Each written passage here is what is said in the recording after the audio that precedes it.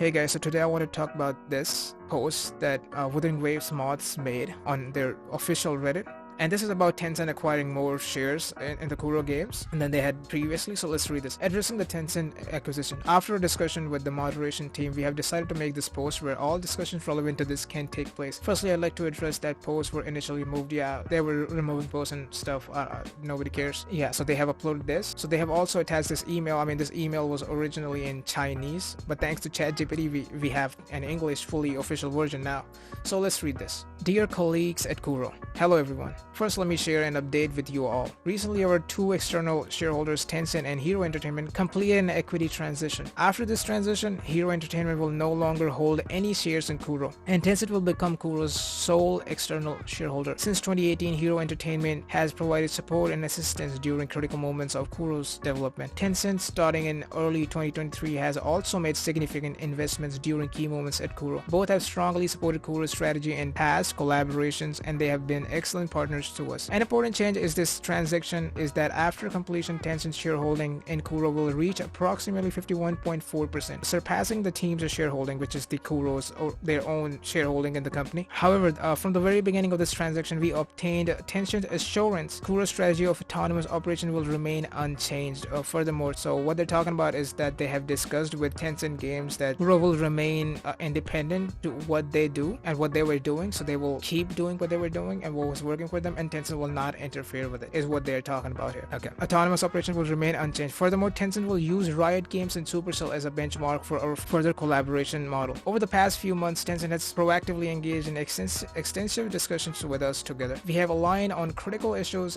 building on our past collaborative experiences with Tencent. We firmly believe that after this external shareholder adjustment, Kuro will have a more stable external environment. This will also benefit the long-term development strategy of our autonomous operation in the future. Over the past decade, our original intent in making games has never changed, and it will remain unchanged in the next decade. We will continue to love our players, love our games, and love our team. General office. Okay, so this and what I really wanted to focus on in this whole post is this paragraph, which they said Tencent assurance Kuro's strategy of autonomous operation will remain unchanged. So a lot of people are saying, and a lot of people are on the internet are getting freaked out about this information. That, oh no, Tencent game is this evil company that now that they have acquired this game, they're gonna ruin everything. Now Kuro Games is dead, and now we're not gonna get no free stuff.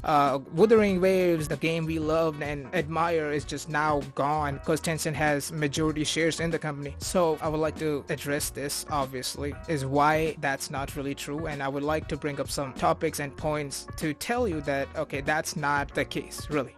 And I think I read a comment on Reddit which was this, and Sprinkles told 6012 said, just spreading the word. First, absolute control 67%. So if a company like Tencent Games have 67% control or 67% shares within another company, they will have absolute control unless stipulated, means specified specifically in the contract, right? Article of Association. A shareholder must own 67% of the company's shares to have the most complete control, therefore like the authoritarian control, the absolute authority. Therefore we refer to 67% as absolute control. Okay, relative control 51%, which is where we at. Owning 51% of shares does not grant absolute authority or ability to dominate within the company. According to the company's law, a shareholder voting rights, even with less than 50% ownership, can still significantly influence shareholder meeting resolution. P threshold 34%. If a shareholder cannot reach a 51% shareholding, they should aim for at least 34%. At this proportion grants shareholders veto power. Kuro Games have a contractual agreement with Tencent that guarantees Kuro full control over their company. I don't see any problem here. Obviously it's just a random Reddit comment and you shouldn't really trust it. So I asked our benevolent, smart, gigabrain, Einstein-esque person to verify this information, which is GPT, obviously our favorite ChatGPT. And ChatGPT also verified this information for us from these three websites, which you can go and check. The claims and screenshots are broadly consistent with interpretations of Chinese corporate law, particularly regarding ownership thresholds and controlling companies. Absolute control 67%, and he says the same thing. So ChatGPT basically verifies this information, so it is true. Yeah, so that Redditor was on something actually. And this is not any ChatGPT, by the way. This is the 4.0 model, which is the latest model. So he's not your run-of-the-mill ChatGPT. He's the most smartest model. So you should believe him. Okay, so let's move on from this point. Who actually is Tencent? Tencent, one of the world's largest technology companies, has a diverse portfolio that includes significant investments in various sectors, especially in video gaming. Some of the notable companies and games Tencent has ownership or stakes include Riot Games, Supercell, Epic Games. I mean, you have heard about Riot Games, Supercell, and Epic Games. So let's take one example. Okay, so Supercell. Tencent owns a majority stake in Supercell, the Finnish developer known for mobile games like Clash of Clans, Clash Royale, and Heyday. If anybody plays that game. I don't know who plays that game. So let's go to Supercell Wikipedia, and here you can read in like details what happened. In 2016, the company was bought out by Chinese conglomerate Tencent Holdings, taking an 81.4% stake in the company valued at 8.4 billion euros. So Tencent holds 81.4% of shares in Supercell, and if you don't know anything about the game, I have played Clash of Clans myself, and I can tell you that that game has not changed whatsoever. That game is the game that it was back when I started playing, even before 2016. So nothing really has changed in any of those games, and they have legitimately just let them operate independently from them. Now let's move on to the Riot Games. Okay, Riot Games. Tencent fully owns Riot Games, the developer of League of Legends and obviously now Valorant.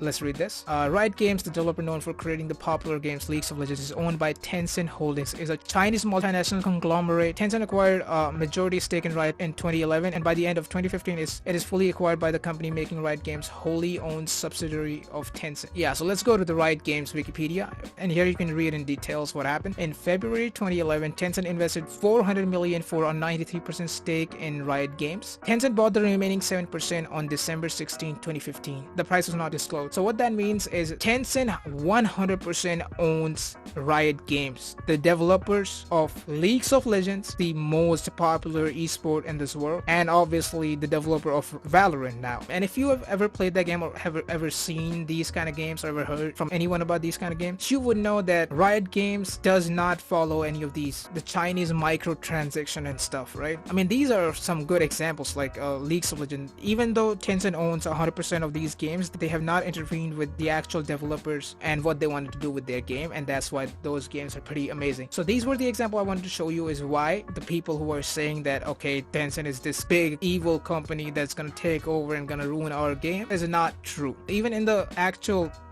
email, they have said that Tencent will use Riot Games and Supercell as a benchmark for our future collaboration model. So they will use this as a benchmark, and this is a good benchmark. Riot Games 100% owned by Tencent, Supercell 81.3% or whatever owned by Tencent, and they let these two companies operate independently from Tencent for so long, right? Because they make money, it works. Tencent is not an idiot company, right? Tencent knows, they are in that business, they know what works and what doesn't work. So by just holding 51.4% of the shares, it's not even the absolute authority, right? I mean, according to this, Tencent has the absolute authority in Riot Games and also Supercell, but these games for so many years have operated independently. And like, if you ever played any games that is related to Riot Games or Supercell, you would know that these games do not have any microtransactions like the most of the Chinese game we know do. If Tencent has assured Kuro Games that it would hold the Kuro Games to the same level as the Riot Games and Supercell and give them the independence, then there's no reason to worry about it. And besides that, we need to put some more trust and faith in our boy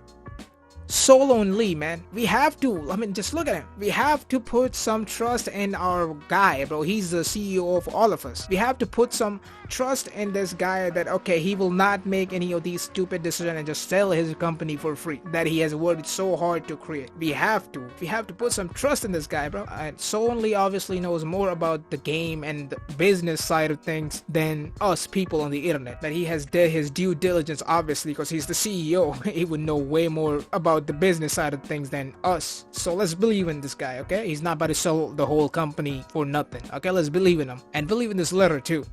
So that's what I want to talk about, that okay, it's not the end of the world, guys. Relax. Okay, it's just 51.4%, and it's Tencent. Tencent has a good reputation in whenever it comes to acquiring these companies, having shares in these companies, and letting them independently work, right? So what they said here is actually true. They have let Riot Games and Supercell work and do whatever kind of creative stuff they want to do independently of Tencent games. Okay, so Tencent has a good reputation. Yeah, we don't have to worry about anything. It's okay, chill. still cool. We're still going to get our 2.0 update. We're still going to get Carletta. We're still going to be able to play the game. And after Wuthering Waves win the best mobile game of the year, we are getting a limited selector. I know that. You know that too. Okay, let's relax and play this video game and not exaggerate these information as that this is some kind of end of the world kind of thing, that Tencent is the final boss or something, even though they are. But they're not a bad final boss in this case. Okay, so let's calm down, relax, and enjoy Wuthering Waves. And subscribe. Peace.